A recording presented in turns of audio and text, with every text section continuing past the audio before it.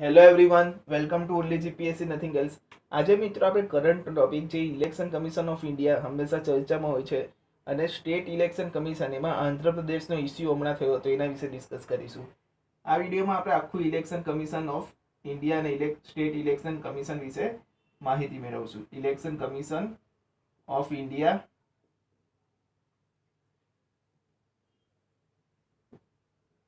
બરાબર. હવે election commission of India તમને ખબર હશે કે બંધારણમાં ઉલ્લેખ છે, એટલે કોન્સ્ટિટ્યુશનલ બોડી છે.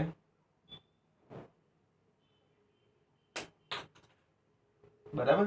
324 થી 329 માં ઉલ્લેખ છે બંધારણના આર્ટિકલ એટલે અનુચ્છેદમાં. બરાબર છે મિત્રો. હવે ઇલેક્શન કમિશનર ઓફ ઇન્ડિયા એવા ઇલેક્શન કમિશનર હોય છે, એમાં ઈસી જે 1+2 હોય છે ઇલેક્શન કમિશનર કહેવાય છે.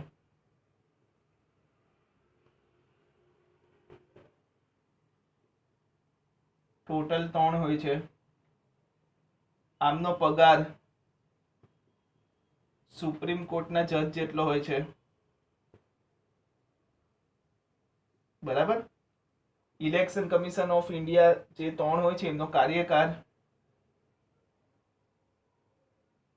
6 વર્ષ અથવા 65 વર્ષ સુધીનો હોય છે. બરાબર છે મિત્રો. ઇલેક્શન કમિશન ઓફ ઇન્ડિયા બંધારણમાં કોન્સ્ટિટ્યુશનલ બોડી છે. બંધારણનો ઉલ્લેખ છે આર્ટિકલ 324 થી 329 માં છે. ઇલેક્શન કમિશન 3 હોય છે કમિશનર, 1+3. આ ત્રણેયના પગાર ભથ્થા અને કાર્યકાળ સેમ જ હોય છે મિત્રો. બરાબર. પગાર સુપ્રીમ કોર્ટ જેટલો હોય છે અને કાર્યકાળ 6 વર્ષ અથવા 65 વર્ષ હોય છે. બરાબર. હવે election commission of India ECI એ કોની ચૂંટણી કરાવે છે? તો એ સાંસદ સભ્યની ચૂંટણી કરાવે, સાંસદની એટલે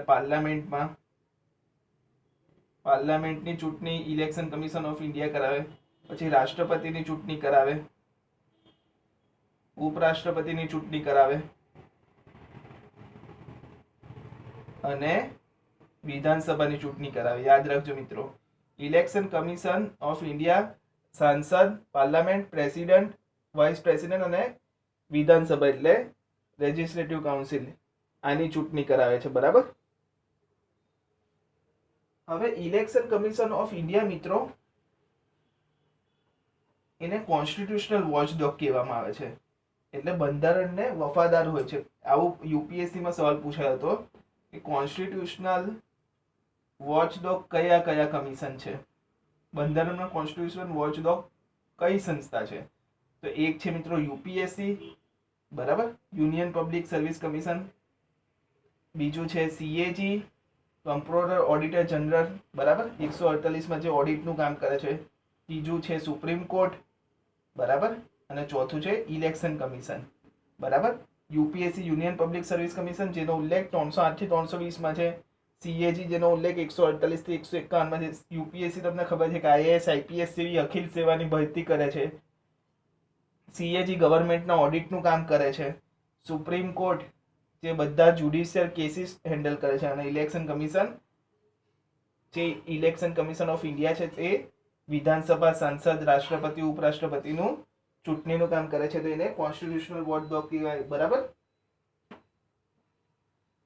એટલું યાદ રાખજો કે ઇલેક્શન કમિશન ઓફ ઇન્ડિયાનો પગાર એ સુપ્રીમ કોર્ટના જજ જેટલો જ હોય છે. બરાબર મિત્રો.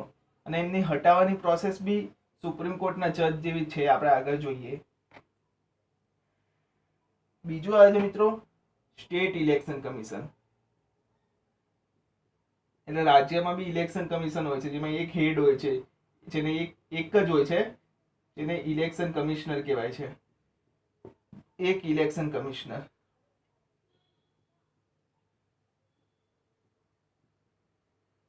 એક વસ્તુ મિત્રો હું ભૂલી ગયો આમાં, ઇલેક્શન કમિશન ઓફ ઇન્ડિયાની નિમણૂક રાષ્ટ્રપતિ કરે છે, પ્રેસિડેન્ટ કરે છે. જ્યારે સ્ટેટ ઇલેક્શન કમિશન ઓફ ઇન્ડિયાની નિમણૂક મતલબ સ્ટેટ ઇલેક્શન કમિશનરની નિમણૂક રાજ્યપાલ કરે છે. બરાબર મિત્રો. ને એક ઇલેક્શન કમિશન હોય છે, એના હોદ્દો હાઈકોર્ટના, એનો પગાર હાઈકોર્ટના જજ જેટલો હોય છે.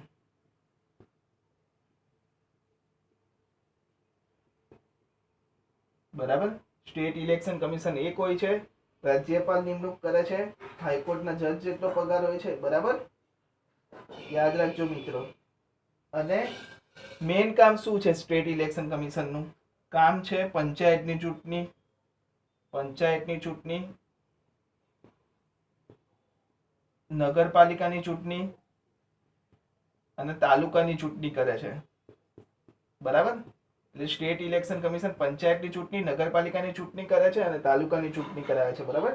અને સ્ટેટ ઇલેક્શન કમિશન ની નિમણૂક રાજ્યપાલ કરે છે અને પગાર હાઈકોર્ટ જેટલો હોય છે, બરાબર, હાઈકોર્ટના જજ જેટલો. જ્યારે ઇલેક્શન કમિશન ઓફ ઇન્ડિયાની નિમણૂક રાષ્ટ્રપતિ કરે છે અને પગાર સુપ્રીમ કોર્ટના જજ જેટલો હોય છે, બરાબર. હવે પંચાયતની ચૂંટણીનો ઉલ્લેખ તમને ખબર હશે 243 કે માં છે બંધારણના. હવે પંચાયત ખબર તમને 73માં સુધારામાં એડ થયો હતો, તમને ખબર જ હશે મિત્રો, 73માં સુધારો 1992માં.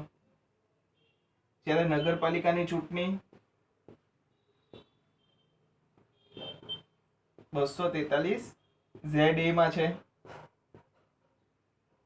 74માં સુધારાથી એડ થયો હતો, યાદ રાખજો મિત્રો, 1993, બરાબર.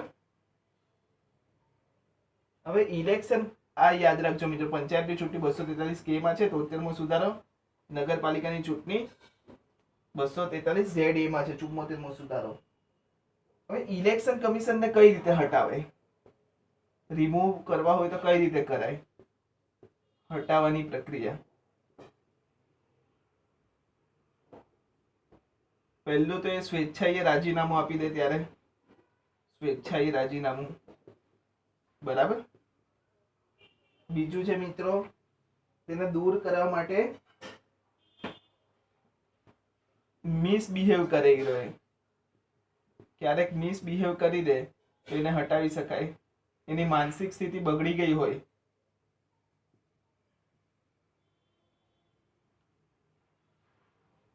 માનસિક સ્થિતિ બગડી ગઈ હોય તો હટાવે, બરાબર છે. કામ કરવા માટે અસક્ષમ હોય તો એને હટાવી શકાય,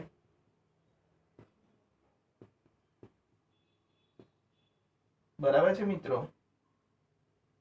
અને બંને સદનની અંદર વિશેષ બહુમતી જોઈએ, જેમ સુપ્રીમ કોર્ટના જજને હટાવે ને એવી રીતે સુપ્રીમ કોર્ટના જજના જેમ હટાવે. પગાર બી સુપ્રીમ કોર્ટના જજ જેવો અને હટાવવાની પ્રક્રિયા બી સુપ્રીમ કોર્ટના જજ જેવી જ. બંને સદનમાં એટલે લોકસભા અને રાજ્યસભામાં વિશેષ બહુમતી જોઈએ. એટલે વિશેષ બહુમતી એટલે મિત્રો 2/3 બહુમતી, સ્પેશિયલ મેજોરિટીથી હટાવાય, બરાબર મિત્રો. ઇલેક્શન કમિશન ને હટાવવાની પ્રક્રિયા કઈ છે? સ્વેચ્છાએ રાજીનામું આપી શકે, દૂર કરવા, એ મિસબિહેવ કરતો હોય, માનસિક સ્થિતિ એની બગડી ગઈ હોય તો હટાવી દેવાય, કામ કરવા માટે અસક્ષમ હોય અને એને હટાવવો હોય તો સુપ્રીમ કોર્ટના જેમ જજને હટાવો છે એ રીતે લોકસભા અને રાજ્યસભામાં વિશેષ બહુમતીથી આપણે હટાવી શકીએ, બરાબર છે મિત્રો. હવે આપણે કરંટનો ટોપિક જોઈએ, આંધ્રપ્રદેશ સરકારનો. એના પહેલા આપણે એક વસ્તુ જોઈ લઈએ. તમને ખબર હશે કે 61મો બંધારણીય સુધારો થયો હતો, આ બી લઈ લઈએ આપણે 1989માં. ત્યારે તારકુંડે સમિતિ હતી,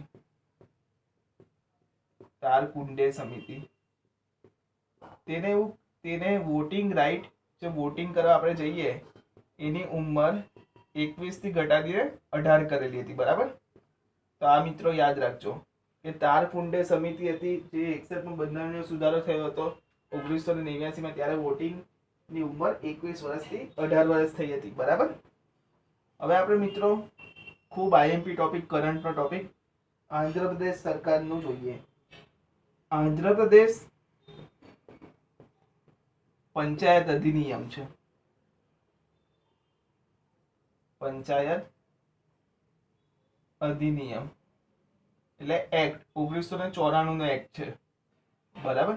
અલગ અલગ રાજ્યોમાં મિત્રો ઇલેક્શન કમિશનની નિમણૂક રાજ્યપાલ કરતા હોય છે, બરાબર. તો સ્ટેટ ઇલેક્શન કમિશનરનો કાર્યકાળ છે ને આંધ્રપ્રદેશના, આંધ્રપ્રદેશના જે સ્ટેટ ઇલેક્શન કમિશનર હતા એમનો કાર્યકાળ એમ 5 વર્ષનો હોય છે. સ્ટેટ ઇલેક્શન કમિશનરનો કાર્યકાળ 5 વર્ષનો હોય છે, જ્યારે જે ઇન્ડિયન હોય છે, Indian election commission of India, એમનો 6 વર્ષનો છે. કાર્યકાળ 5 વર્ષનો હોય એ 3 વર્ષ કરી દીધો. બરાબર. અને બીજું શું કર્યું કે લાયકાત જ બદલી કાઢી સ્ટેટ ઇલેક્શન કમિશને. લાયકાત શું હતી? પહેલા આઈએએસ અધિકારીને લેતા હતા ઇલેક્શન કમિશન ઓફ ઇન્ડિયા તરીકે, વરિષ્ઠ આઈએએસ અધિકારીને. હવે એ લાયકાત હાઈકોર્ટના જજ જેવી કરી દીધી કે હાઈકોર્ટનો જે જજ હશે એ જ ઇલેક્શન કમિશન ઓફ ઇન્ડિયા સ્ટેટનો બની શકશે, સ્ટેટ ઇલેક્શન કમિશનર. બરાબર. તો આંધ્રપ્રદેશમાં પંચાયત એક્ટ 1994માં સુધારો કરી દીધો અને જે સ્ટેટ ઇલેક્શન કમિશનર જે હતા એમનો કાર્યકાળ ઘટાડી દીધો અને એમને કાર્યકાળ જ ખતમ થઈ ગયો. 5 વર્ષનો 3 વર્ષ કરી દીધો. અને લાયકાત જે આઈએએસ અધિકારીને સ્ટેટ ઇલેક્શન કમિશનર બનાવવામાં આવતા હતા એ હાઈકોર્ટના જજ કરી દીધા. બરાબર. હોદ્દો કે હવે હાઈકોર્ટના જજ જેવો કોઈનો હોદ્દો હશે એને જ બનાવાશે. મિત્રો આ યાદ રાખજો. બરાબર. સોરી. અને એક મિત્રો આના પર એક કેસ પણ હતો હાઈકોર્ટમાં. અપ્રણીતા સિંહ